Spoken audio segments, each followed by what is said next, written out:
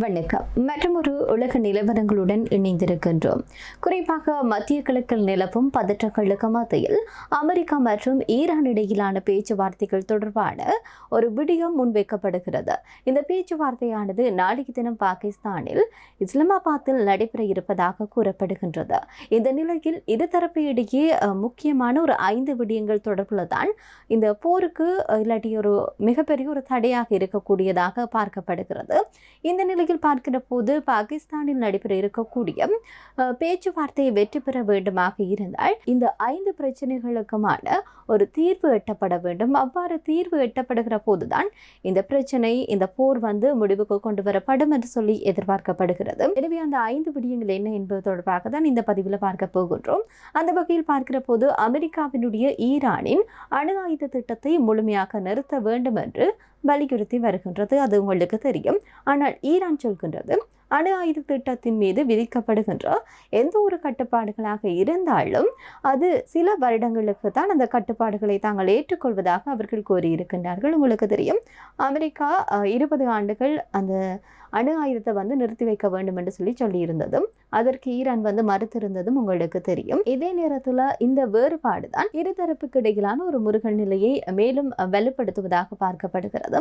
இதே நேரத்தில் அணு ஆயுத திட்டம் என்பது ஈரானுக்கு தன்னுடைய பாதுகாப்பு மற்றும் எனர்ஜி தேவைகளுடன் தொடர்புடையது என்று சொல்லி கருதுகின்றது.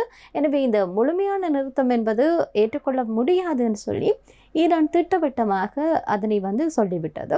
இதே நேரத்தில் டொனால்ட் ட்ரம்ப் சொல்லக்கூடிய விடயம், ஈரான் வைத்திருக்கக்கூடிய இந்த 400 கிலோவிற்கும் அதிகமான செறிவூட்டப்பட்ட யுரேனியத்தை அமெரிக்கா தன்னுடைய கட்டுப்பாட்டின் கீழ் கொண்டு வர வேண்டும். அதே நேரத்தில் தொடர்ச்சியாகவே இந்த அணு ஆயுதங்களை குறிப்பிட்ட ஆண்டுகளுக்கு முற்றுமுழுதாக விட வேண்டும் என்பதுதான் அமெரிக்காவுடைய விடயமாக இருக்கிறது. ஆனால் ஈரான் இந்த கோரிக்கை நிராகரித்து வருகிறது. இந்த யுரேனியம் ஈரானினுடைய அணு திட்டத்தினுடைய ஒரு மிக முக்கியமான பகுதியாக இருப்பதனால இந்த விடயமும் பேச்சுவார்த்தையில் ஒரு முக்கிய தடையாக இருப்பதாக பார்க்கப்படுகிறது. இந்த பிரச்சனைக்கு ரஷ்யா உதவுவதாக கூறப்படுகிறது. அதாவது இந்த 400 கிலோ செறிவூட்டப்பட்ட யுரேனியத்தையும் ரஷ்யா வாங்குவதாக கூறியிருக்கிறது.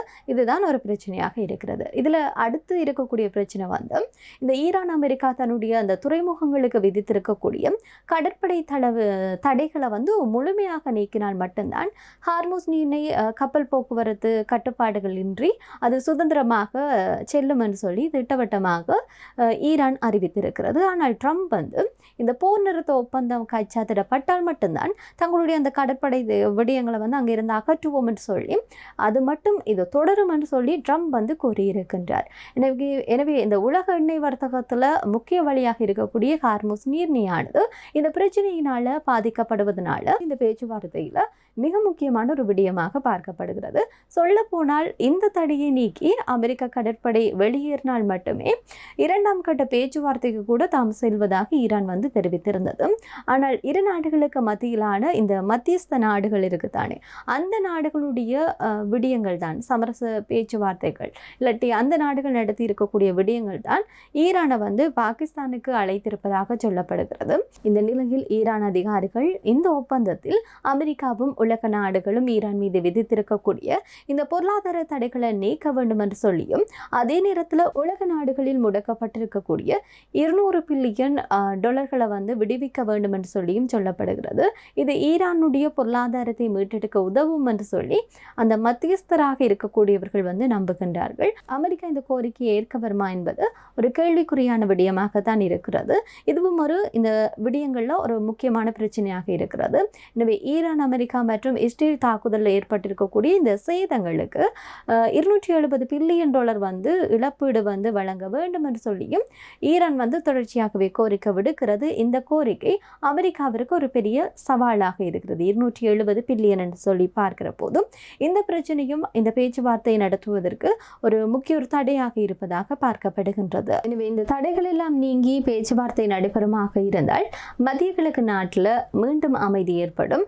இதனால எண்ணெய் விலை உயர்வு என்பது கட்டுப்படுத்தப்படும். இந்த விமான போக்குவரத்து ஆகட்டும் இல்லாட்டி எண்ணெய் உயர்வாகட்டும் இத்தகைய சிக்கல்கள் எல்லாம் குறையும் என்று சொல்லி எதிர்பார்க்கப்படுகிறது. ஆனால் தற்போதைய இந்த தடைகள் தொடர்ந்தால் போர் வந்து இன்னும் தீவிரமடைவதற்கான வாய்ப்புகள் தான் அதிகமாக இருக்கிறது. எனவே முக்கியமாக சொல்லியிருக்கக்கூடிய இந்த 5 பிரச்சனைகளுக்குமான தீர்வு எட்டப்படுமாக இருந்தால் அமெரிக்காவிற்கும் ஈரானுக்கும் இடையிலான பேச்சுவார்த்தை என்பது சுமூகமான நிலையை வந்து எட்டுமென்று சொல்லி எதிர்பார்க்கலாம். இல்லை என்றால் தொடர்ந்து வந்து இந்த பிரச்சனை வந்து மேலும் அதிகரிக்கக்கூடியதற்கான வாய்ப்புகள் தான் அதிகமாக இருக்கிறது.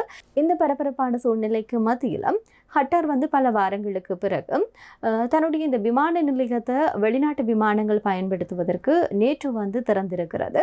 இந்த முடிவை பார்க்கின்ற போது இந்த போர் நிறுத்தம் மீண்டும் நீட்டிக்கப்படுவதற்கான வாய்ப்புகள் இருப்பது போன்றுதான் தெரிகின்றது. ஆனாலும் இவை தொடர்பாக நாங்கள் உறுதியான தகவல்களை வந்து சொல்ல முடியாது. பொறுத்திருந்து தான் இவை தொடர்பாக பார்க்க வேண்டும். அதே நேரத்தில் இந்த அமெரிக்கா ஈரான் பேச்சுவார்த்தை என்பது சாத்தியப்படுமா, இல்லாட்டி இதற்கு பிறகு ஏதாவது ஒரு பிரச்சனைகள் வருமா என்பது மிகப்பெரிய ஒரு கேள்விக்குறியாகத்தான் இருக்கிறது. அறுதியான முடிவை வந்து சொல்ல முடியாமல் இருக்கிறது. நாளை தினம் நடைபெற இருக்கக்கூடிய இந்த பேச்சுவார்த்தை அமைதியாக முடிகின்ற சந்தர்ப்பத்தில் தான், அது அதிகாரப்பூர்வமாக அறிவிக்கப்படுகின்ற சந்தர்ப்பத்தில் தான் இந்த போர் நிறுத்தம் என்பது தொடரும் என்று சொல்லி நாங்கள் எதிர்பார்க்க முடியும். எனவே வந்திருக்கக்கூடிய செய்திகளில் மிக முக்கியமாக இன்றைய நாளில் இந்த விடயம் தொடர்பாக பேசி இருக்கின்றோம். மற்றும் ஒரு பதிவில் சந்திப்போம். நன்றி.